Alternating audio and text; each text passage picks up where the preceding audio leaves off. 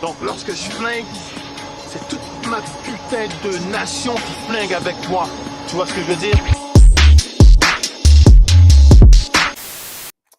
Welcome back, everyone. This is Puda with 3 rounds. It's been a little bit, making sure everything's connecting here right. So, unofficially, this is 3 rounds live number 207, but this was more kind of just prompted by the recent events that occurred in the 2025 USA Boxing International Open. Took place in Pueblo, Colorado, and there was a few things that happened out there. I'm sure if you are familiar with the sport, if you've been following it, are a member, compete, coach, etc., you're probably already aware, right? But this sport brings a lot of new people, get involved. New boxers jumping in, younger, older, might not be aware of the things that happen just because they're not announced, right? Simply put, the way that things operate are not always plain and simple or easily the access. So this is one of the reasons I'm just kind of jumping on, specifically talking about what you see scrolling up at the top, which was the professionals competing in a USA Boxing National Tournament. Now, there's been a lot of controversy just because simply the name of the tournament, USA Boxing International Open. This tournament was a national tournament that was called international, but only in name, in name only. So I put out some kind of sequence of events on Substack. Make sure to subscribe to that. The 3 round Substack, and there are links all over the place, Linktree, bio, all that good stuff. Where I kind of did a breakdown of kind of what happened for people that are unaware or just kind of want to know what's going on. So essentially, what happened is that every time there's a tournament put together, usually Michael Campbell, who is typically the tournament director or kind of oversees the whole events process for USA Boxing, he sent out a fact sheet for this tournament prior to the start, where he clearly states, it's there, I have a link on it, but it clearly states that this is a USA Boxing sanctioned event.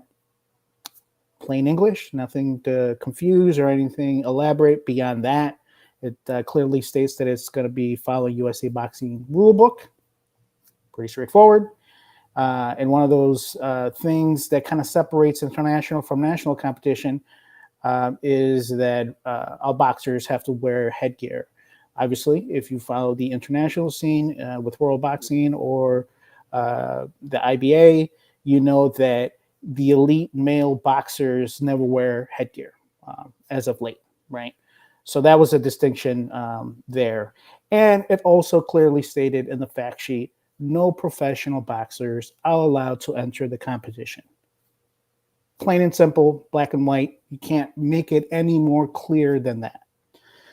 Right. So, and there's a link to the fact sheet if you guys want to look at it. I'm actually surprised that USA Boxing hasn't taken all this stuff down. Just FYI, it might be missing, but there's a billion screenshots going all over the internet. So there is reporting on what was actually officially posted. Right. It is important to note that USA Boxing is familiar with running an international competition, right? Last year, 2024 USA Boxing International Invitational was sanctioned by World Boxing. No dispute there. Those are international tournaments following international rule book and all that, where there is allowed for professionals to compete with 10 bouts or less. And for that tournament, Michael Campbell was also involved as the competition manager for the LOC, or the local organizing committee. Angel Villarreal, he was also involved as the technical delegate. Angel Villarreal was also part of the team here that overseed the International Open. So the individuals who are running the tournament absolutely know the difference how a national tournament runs and how an international tournament runs. So there is no confusion because the same people are running it, and the fact sheets. And if you go to WebPoint, the USA Boxing WebPoint website, I hope it's still there. It's probably there. It might not be there for long, but it clearly says that this is a USA Boxing national tournament that is inviting international participants. Okay, not an international tournament. That just to clarify that's exactly how it's laid out, and it spells out USA Boxing rules to be followed, and as well as the fact sheet. Okay, so that's just kind of laying out the bare information that was provided in the beginning, and just to kind of put the differences, the separate what an international tournament and national tournament is run, and what the differences are. So as this tournament was kind of getting started or about to begin, talking about the International Open, Coach Jimmy Goodman out of Illinois had flagged USA Boxing and say, hey, there's some international boxers that are going to be competing. And there was actions taken that took place by USA Boxing. There was actually 2 Australian boxers that were denied the ability to compete. I believe one of them had about 5 pro bouts. The other one had about 2. Might be mistaken on those numbers, but the point being is that they were professional boxers, right? That's the key point. And as soon as that was flagged, they acted and went there. USA Boxing was caught by surprise.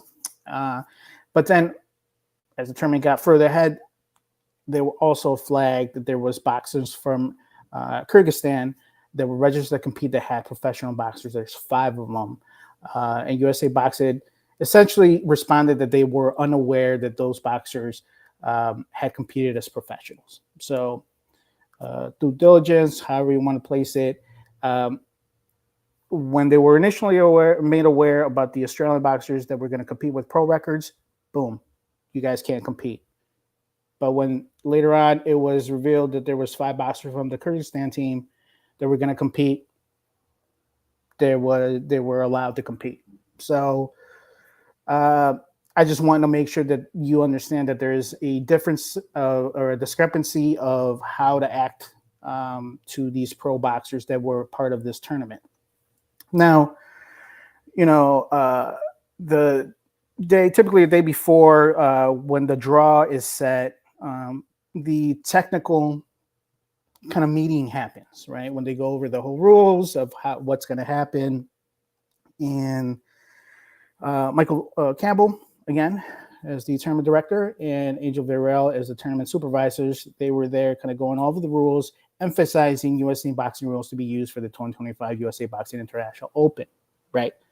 There's the link to the technical meeting tournament draw. You can go to USA Boxing YouTube page, and if it's still there, you should be able to see it. And it's crystal clear what they're going over. They're going over USA Boxing rules, right?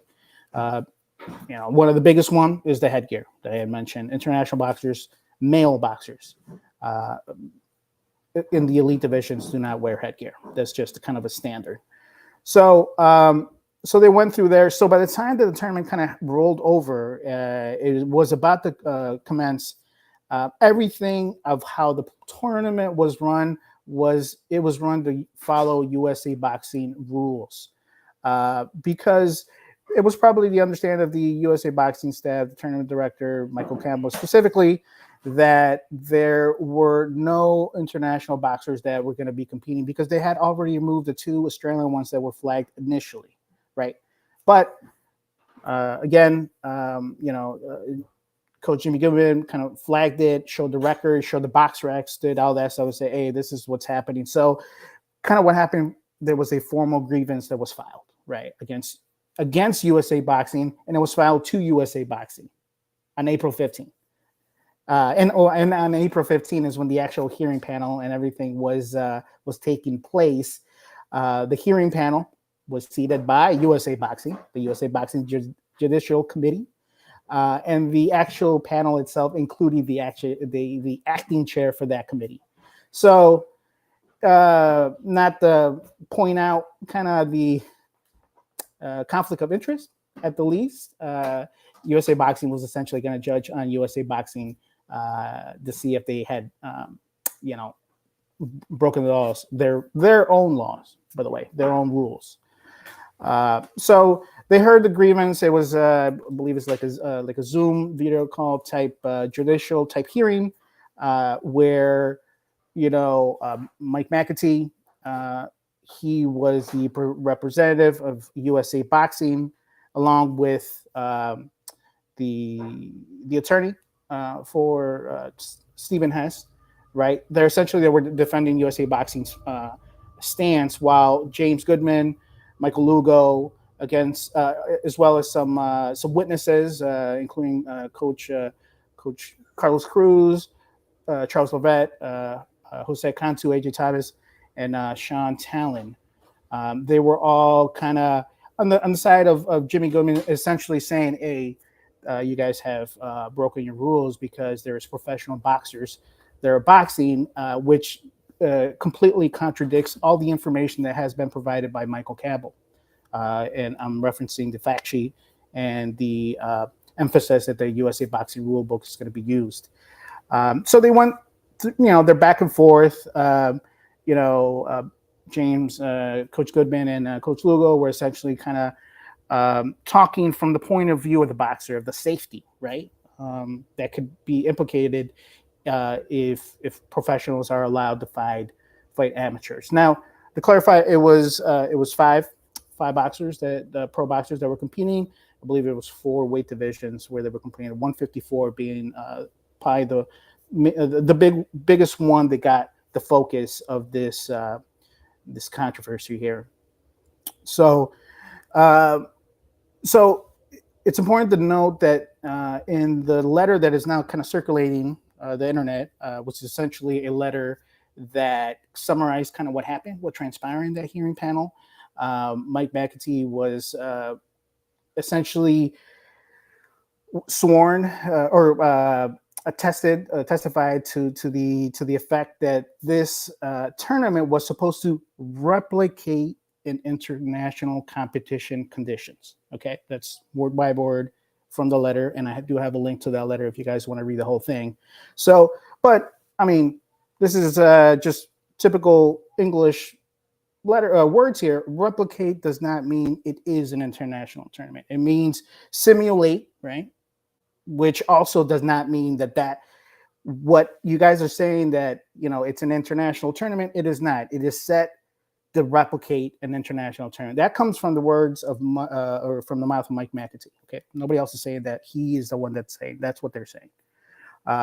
So even just kind of dissecting that a little bit, replicate does not mean that is actually what's happening, right? Because it was presented that this was going to be a national or domestic tournament with international participant. There is a difference. And it's something that I think they're kind of hanging their hat on a little bit, because they're essentially in Mike McAtee's language of how he's defending this is that, international competition, you're supposed to expect, some boxer to have some, they call it limited professional experience to compete. Okay. I kind of have an issue with the word limited being there and mentioned frequently, and also in the ruling by the judicial committee at the end, they kept on using the word limited professional experience. When you're a professional, you're a professional. Doesn't matter if you got 1 bout or 30 bouts. You compete as a professional, you are a professional. That's just how it works. You know what I mean? So if you guys, maybe the TCL, Team Combat League, you can consider that as a semi-pro because it's only 1 round. But there's also been history where USA Boxing does not like participants who are amateurs that go and compete to Team Combat League. They're not allowed to go back and compete as an amateur. So there's a little bit of disconnect at what is enforced and what is not enforced, right? So as we kind of keep going through the letter, again, go to Substack. I got all the info there, all the links. You know what I mean? I'm not making any other stuff out. I'm just sharing it because the information is not readily available, right? Unless, go ahead and DM me or something if I missed an official statement or announcement by USA Boxing, because I have not seen it. But if there is one, please inform me, because I want to see what's going on there. But Mike McAtee essentially goes on to point out that USA boxing rules are not applicable internationally. That is a true statement, kind of in general, right? Nobody's following the USA boxing rules when they compete internationally, right? That's why we have world boxing, and we're through the whole kind of situation of where we're at, where LA 28 was in jeopardy because there was no organization that was going to be running that, because World Boxing is taking on that lead, that they are an international federation that sanctions international competitions, and USA Boxing was one of the first who joined. USA Boxing was one of the first to join World Boxing to be able to do that. So this tournament, in the international tournament, was not sanctioned by World Boxing. Just put that bare minimum clear. That's exactly the situation. Go look at the sanction event details. It's spelled out right there. So when Mike McAtee points out the USA boxing rules were not applicable international, that is true. However, it does not apply to this particular tournament. So, I mean, I guess saying that as a general statement is okay, but it makes no sense to bring it up in this particular setting, in this particular set of discussion that they're having, where it's being brought to them that they probably broke their own rules, right? Nobody else. This is USA Boxing rules. One of the things that I found interesting also in that letter, essentially, is the only document that we have, of USA Boxing addressing it in any capacity, right? Behind closed doors. Nothing new if you follow the sport with USA Boxing involved here. But USA Boxing representatives state that they were unaware of professional boxers competing until it was brought to their attention. See, so this is the second time that it was brought to their attention. Remember, in the beginning, 2 Australians were brought to their attention and said, hey, these guys are pros, don't let them compete. USA Boxing essentially did that. But further down, they probably saw that the team was already in front of them right there in Pueblo, Colorado, and essentially got caught saying, oh, we forgot to check to see if these boxers had pro records. You know what I mean? So, and given, it's a given. I think they had like 2 bouts, 1 bout, 2 bouts each of those boxers. But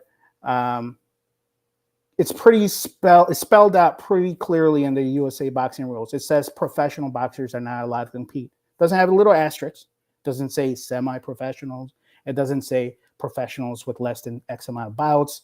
It just says professional boxers. So, and by them being professional with 1 bout, I think they fit that category where it says professional boxers, right? So they are pros based on the rules and the way that they're written and interpreted. And I understand the rules are meant to be interpreted, but this is not very hard language. You know what I mean? So this is very straightforward, just saying exactly what you're supposed to do. And I just believe that USA Boxing was put in a position where they just didn't want to turn a team that was in front of them away. Frankly, that's what I think is happening. Now, one of the things that things that did come out of that letter was that, until it was brought up to their attention that these boxers from Kyrgyzstan were competing that had pro records, they argued that the coaches should be expecting international competitions to potentially have pros in it.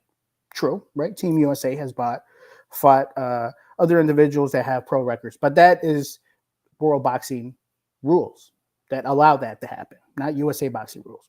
There's a difference, and I think they're trying to kind of get that a little fuzzy, because of the name of the tournament. The name of the tournament is the International Open. That's where the fuzziness is occurring.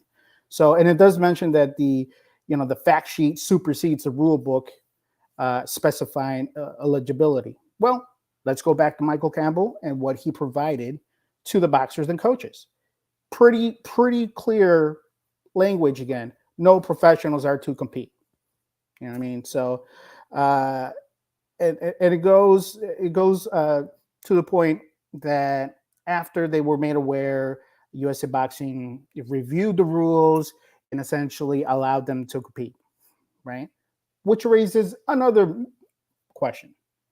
What exactly was reviewed, right? What exactly was reviewed in the USA Boxing rules that they were able to interpret that, yes, these professional boxers can compete, right? There's an inconsistency because I'm not sure exactly what they're reviewing if everybody can see the rules, uh, on their website. So kind of fast forward a little bit to the actual ruling. They essentially ruled that Coach Goodman, Coach Lugo failed to meet the burden of proof for the complaint, and they pretty much said they ruled in favor of USA Boxing, ruled in favor of USA Boxing. To allow, again, the word limited professionals to compete. I just remove the word limited from that statement, right? So. And beyond, after the decision was made, they said the judicial panel told USA Boxing, hey, you got to be a little bit more transparent, right? Communicate with the membership of what's happening. Well, after that ruling, they haven't communicated with what's happening. I've been checking in, touching base with some of the officials and people who were out there. There was no official announcement made to at least the judges, right? At least you want to let the judges know. So none of that stuff. So that transparency request that was made by USA Boxing to USA Boxing was not followed. Just wanted to point that out as well. So, so after that ruling, essentially the coaches and the boxers had a decision, right? Because it was brought up during the arguments that if you guys don't want to let boxers compete when you're set to compete against a pro boxer, that you are able to withdraw your boxer from the tournament. So Coach Goodman actually did that. He withdrew Julian Lugo, who was going to compete in the elite male 154-pound division. He didn't want to face a pro, so he got pulled out, and he was ranked number one. I want to say he was seeded number one. Apologies, in the tournament. So pretty big deal.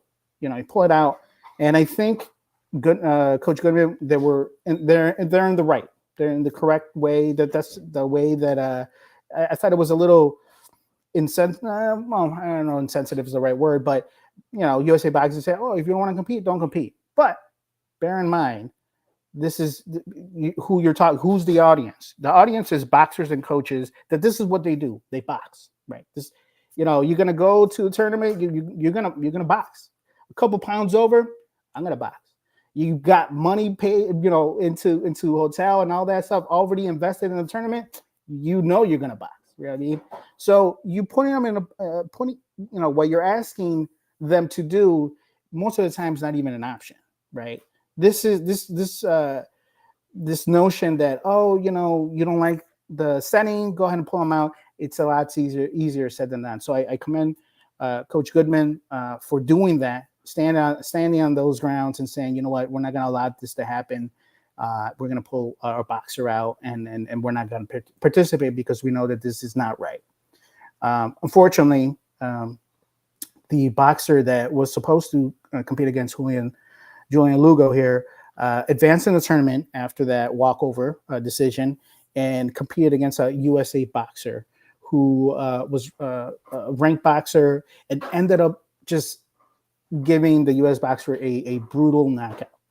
And that, I haven't shared that. I know it's out there, and it was actually pushed and kind of promoted by the Kyrgyzstan kind of official boxing page as well. I think they actually pulled it down, but they had it there as a show of performance, the knockout, and all that good stuff. But as soon as the knockout happened, it became so serious that the feed turned off.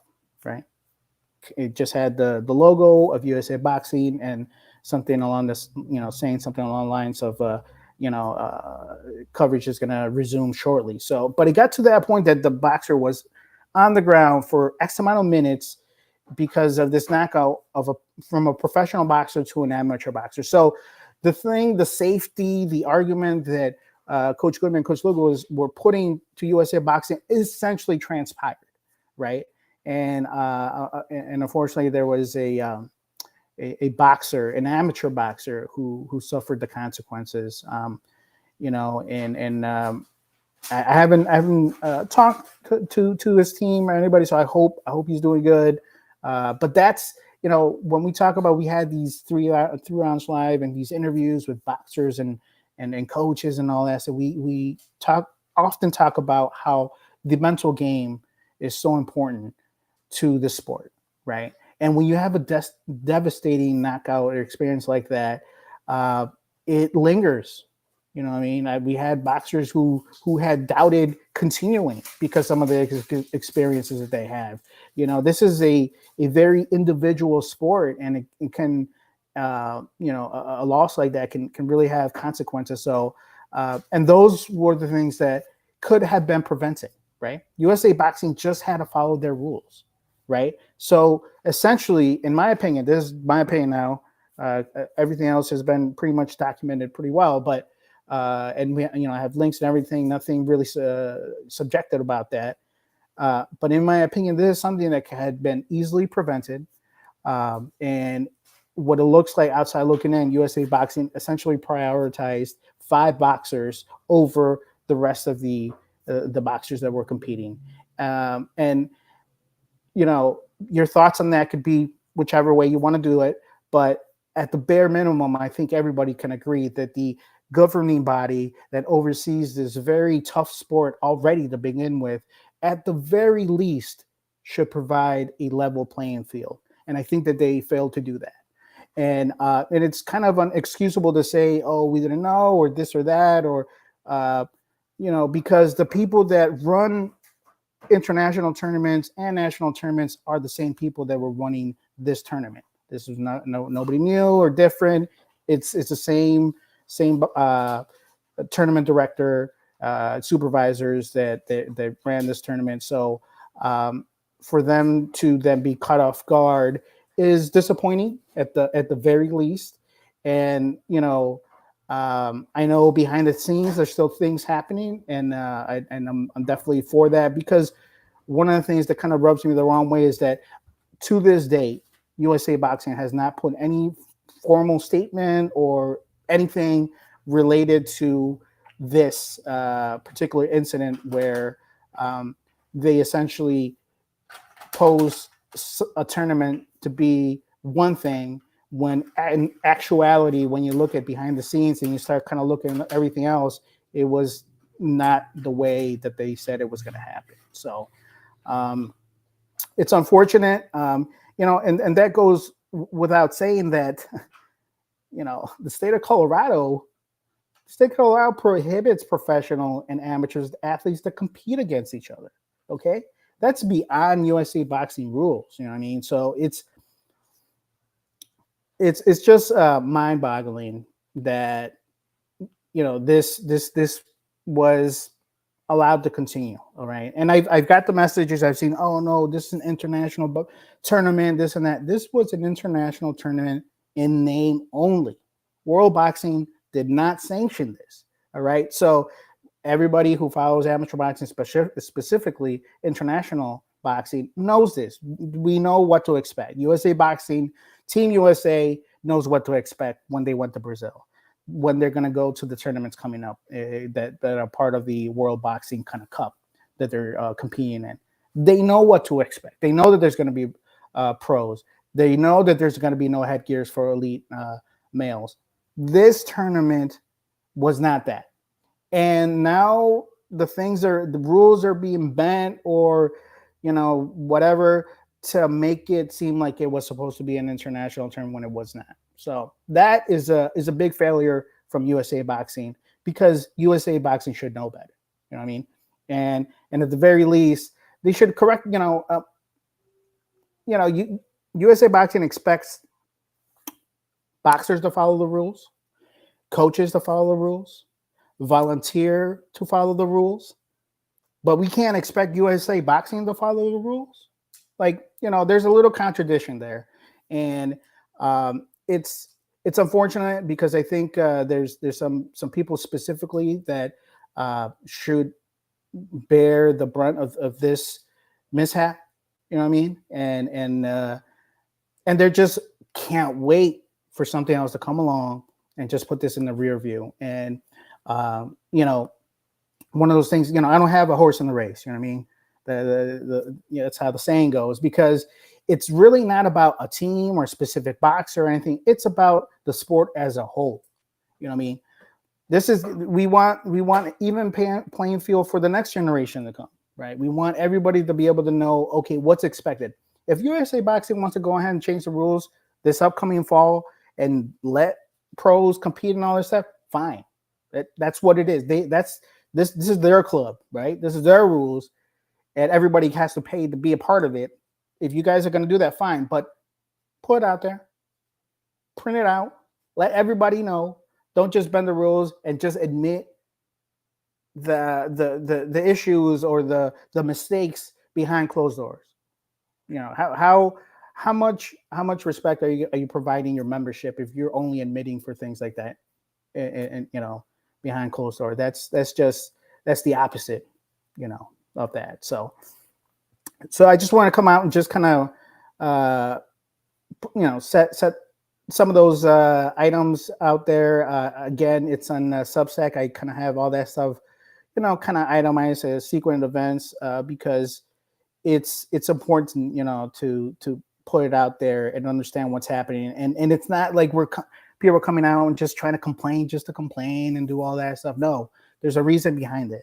There's real consequences to when the rules are not meant or discussed or put out there for people to understand, because at the bare minimum, all that stuff should be pretty set in stone. So, and I know behind closed doors, I know officials, people within USA Boxing that have admitted to this not being correct, but they're not on record. So to me, that's you know, might as well just don't say anything. You know what I mean? Because this is not going to change unless people want the change.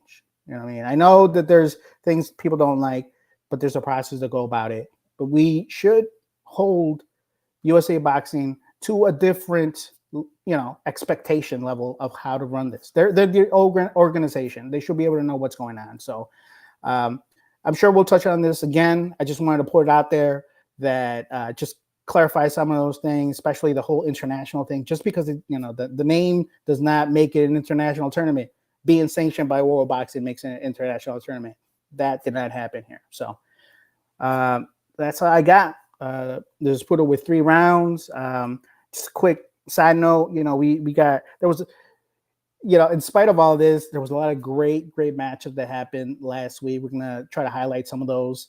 You know, Team USA is getting ready to compete in an international tournament. FYI. That's sanctioned by World Boxing. They know what to expect.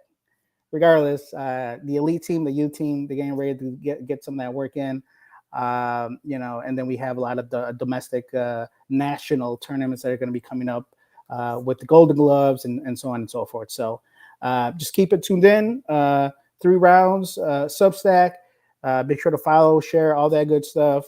And if I miss a point or any of that stuff, please let me know. I'm not telling you that I know everything. I just know that this is where it's at, and I'm always here to learn. So if I miss something or something came out, please let me know. I like to be informed. I like to be accurate as much as I can with all the information, because at the end of the day, you know, I do this for all them, you know, boxers and coaches that put in so much effort into a sport that, you know, at the bare minimum, we want it to be fair. So, but that's all I got. So, this is Poodle with 3 rounds.